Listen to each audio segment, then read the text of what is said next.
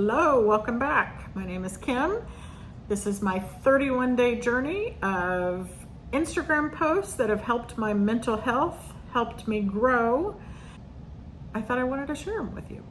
So just a reminder, I'm not a therapist, I'm not a doctor. Take everything I say with a grain of salt. I am in school to become a licensed counselor, but these are just from things I've pulled off the internet. So use it at your own risk.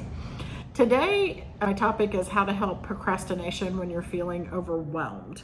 This is from Not Your Average Therapist. And therapist isn't spelled out, it's THRPST. So I'm gonna put her link in the comments. I love her content.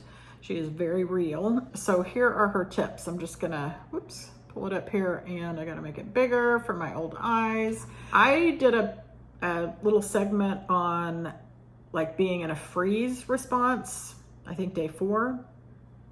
I would not say overwhelmed and a freeze response are the same thing, at least not in my book.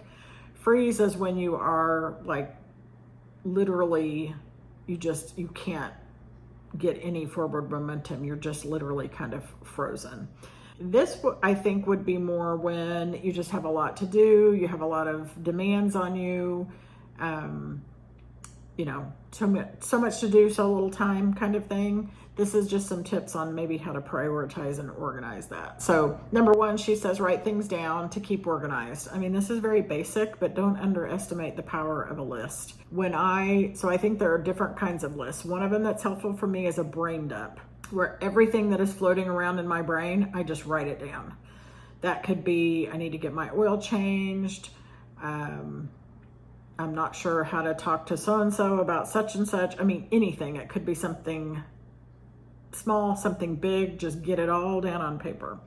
The other kind of list, of course, is just like a to-do list, but I think within that, we could break it down a little bit further. So on days when I'm feeling productive and can actually get things done, I will make a list, and then it's usually like 10 or 15 things, which is ridiculous. So then I go through and I'll just pick like the first 3 to 5 things, and I'll go through wherever they're on the list and number them in the order that I want to do them, and then leave the other 10 alone. And then once I get through with those 5, if I get through those 5, then I'll go and pick the next set. So one way people do lists sometimes is things I must do, things I need to do, and things I want to do. So kind of like 3 degrees of how important it is. So hopefully that's helpful. Break larger tasks into smaller, more manageable tasks.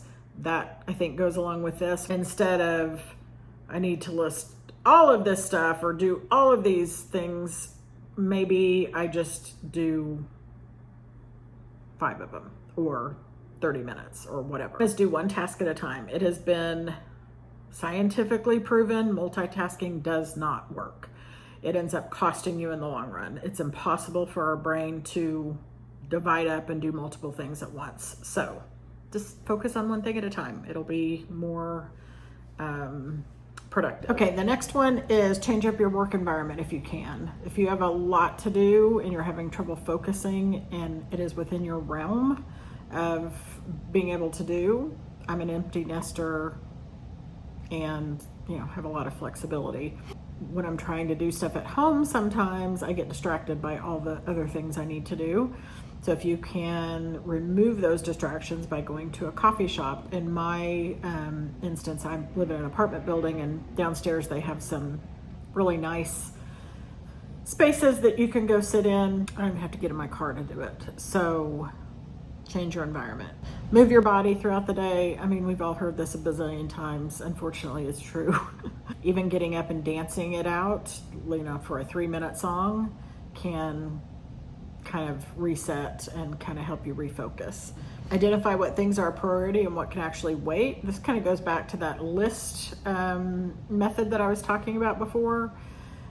I tend to think I can do too much and then kind of have trouble getting started. But if you can prioritize, these 3 things, these 5 things, whatever, that'll help. Work in blocks, 25-minute work and then 5-minute break. I think that's called the Pomodoro technique. There are free timers I think there are apps or things you can get on your computer websites. You may think, okay, I'm gonna work really hard for 3 hours. It's really hard for the human brain to focus that long, even if you're alone and not interrupted. It works better to take small stints of time like that and then take a little break. And remember that you don't have to complete everything. You just need to start somewhere. Sometimes if I'm having trouble getting going, I will just set a timer for 5 minutes. I love my Apple Watch for timers, and see how much of the kitchen I can get cleaned in 5 minutes. Or if I'm doing homework, I'm in school to get my master's.